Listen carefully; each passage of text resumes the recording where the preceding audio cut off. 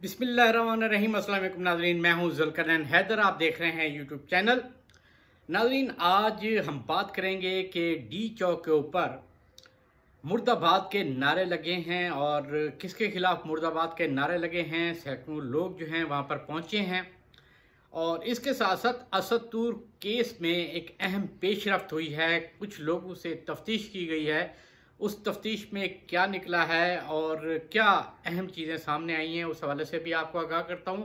तो सबसे पहले नाजरीन बात करते हैं हम डी चौक की, जहां पर सैकड़ों की तादाद में लोग बाहर निकले हैं। सिविल सोसाइटी से ताल्लुक़ रखने वाले लोग, कुछ सहाफ़ी वहां पर पहुंचे हैं और उन्होंने वहां पर एहतजाज किया है कि कौमी सलामती के इदारों के खिलाफ जो हरदसराई की जा रही है, ISI के खिलाफ हरदसराई की जा रही है, पाक फौज के खिलाफ जो हरदसराई की जा रही है, फौरी तौर पर इसको बंद किया जाए और जो लोग इसमें मुलव्वस हैं उनके खिलाफ फौरी तौर पे कार्रवाई भी अमल में लाई जाए। वहाँ पर प्ले कार्ड भी उठाए हुए थे, फुटेज आप देख सकते हैं, फुटेज चल रही होगी।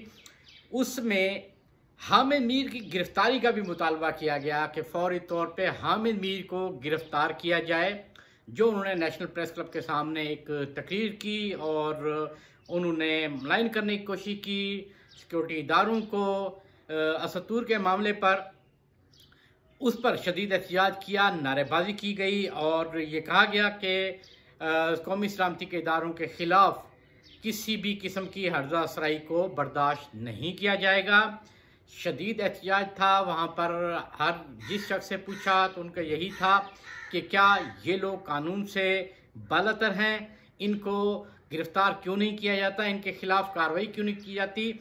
और साथ ही साथ जो अहम पॉइंट था वो ये भी था कि जनाब, हम ये सुनते हैं कि ये पाक फौज के खिलाफ बात करते हैं और फिर इन्हीं को ही वहाँ पर बुलाया जाता है, फ्रंट सीट पर बिठाया जाता है, इनको बताया जाता है।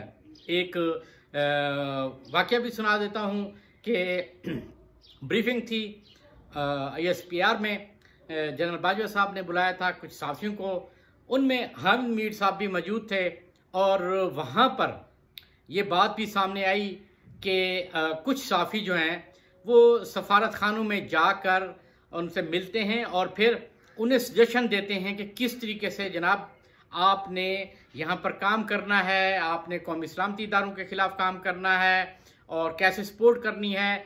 वो ये मशवरे भी देते रहे हैं नाम लिए बगैर, मगर क्योंकि चोर की दाढ़ी में तिनका वाली बात थी तो हामिद मीर साहब उस मुलाकात में खुद ही बोल पड़े, नहीं वो हम तो जनाब नहीं मिलना चाहते, वही लोग जो आपसे मिलके जाते हैं वो हमसे मिलते हैं। तो जिस पर ये जवाब दिया गया कि आप उनसे मिलने जाते हैं, वो आपसे मिलने नहीं आते और जो जो कहा जाता है वो सब मालूम है।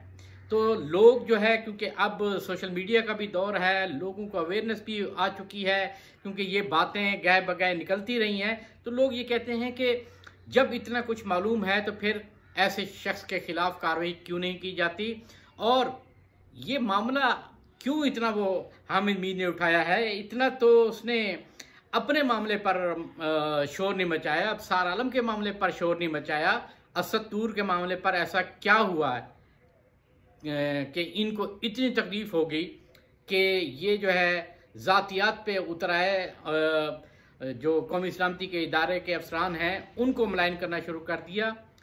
इसके पीछे एक बहुत बड़ी कहानी है, वो इंशाल्लाह बहुत जल्द वो भी आपको बताएंगे कि इसके पीछे असल कहानी है क्या और क्यों ये इतना तिलमिला उठे हैं, क्यों इतना इनको जोश चढ़ा है और इस हद तक ये चले गए हैं। बहरहाल हम बात कर रहे थे डी चौक की, तो वहाँ पर लोगों में शदीद गम गुस्सा पाया जाता था और उनका यही कहना था कि इस पर हुकूमत तो एक्शन ले ही ले, मगर ये भी कहा गया कि जो कौमी सलामती के इदारे हैं वो खुद इस पर एक्शन ज़रूर लें। अगर ना लिया गया तो ये सूरत हाल मज़ीद आगे चल के भी ख़तरनाक हो सकती है, तो इस सूरत हाल को फौरी तौर पर रोका जाए। नाज़रीन, अब बात करते हैं असद तूर केस की कि वो केस कहाँ तक पहुँचा है।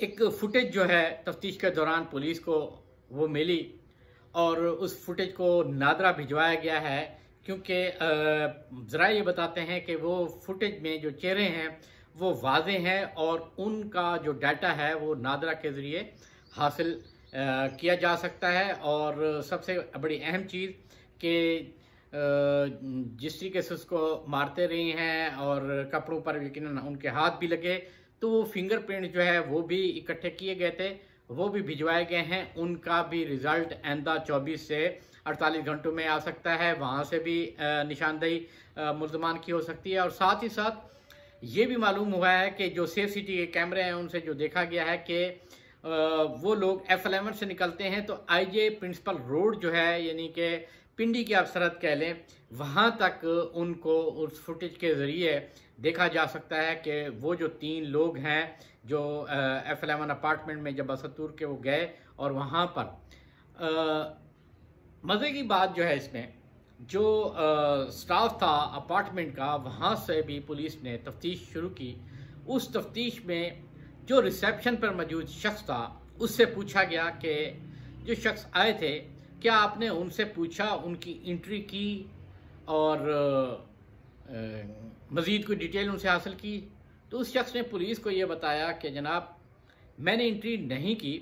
उसकी वजह यह है कि उनमें से एक शख्स ऐसा था जो अक्सर इस जगह पर आता रहता था, अगरचे उसने असदुर के अपार्टमेंट का नाम नहीं लिया, मगर उसने कहा है जी कि वो आता रहता था। इसका मतलब ये है कि वो शख्स जो है वो भेदी है और वो सारी चीज़ें जानता है।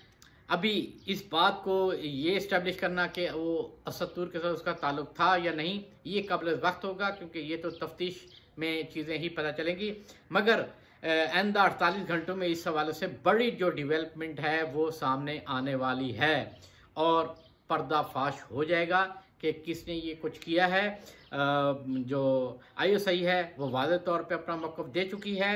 वज़ारत इत्तलात से भी उन्होंने रब्ता किया था और कहा था कि वो इस मामले में मुलव्वस नहीं है और तफ्तीश जो है उसमें वो मुकम्मल साथ देगी। वो जितने उनके पास तरीके हैं वो तफ्तीशी तरीका वो भी इस्तेमाल करेंगे ताकि इन मुल्ज़मान को बेनकाब किया जा सके कि ये कौन लोग हैं जो कौमी सलामती के इदारों के नाम पर ऐसी वारदात करते हैं या उसमें मुलव्वस हैं, उनके खिलाफ जो है ताकि कार्रवाई की जा सके। तो इस वक्त तमाम जो सिक्योरिटी के इदारे हैं वो मुकम्मल तौर पे तफ्तीश कर रहे हैं। यहाँ तक कि इंटेलिजेंस ब्यूरो जो है वो भी इस हवाले से लगी हुई है कि इन मुल्ज़मान तक पहुँचा जाए। और मेरी ज़ाती ये राय है कि ये एक केस जो है बड़ा टेस्ट बनने जा रहा है और टेस्ट केस यानी हुकूमत के लिए होगा जो कि हल भी हो जाएगा और लोग भी बेनकाब हो जाएंगे। मगर असल बात वही है कि वाक़यात तो होते रहते हैं, मगर कहीं पर भी दुनिया के किसी मुल्क में भी जब तक कोई सबूत ना हो किसी के खिलाफ कोई इल्ज़ाम नहीं लगाया जाता। मगर हमारे अफसोस ये है कि बस वाक़या होने की देर है और फिर ख़ास तौर पे कौमी सलामती के इदारों को निशाना बना दिया जाता है। नाज़रीन, ये थी आज की वीडियो। इंशाअल्लाह नई वीडियो के साथ फिर हाज़िर होऊंगा, तब तक के लिए अल्लाह हाफ़िज़।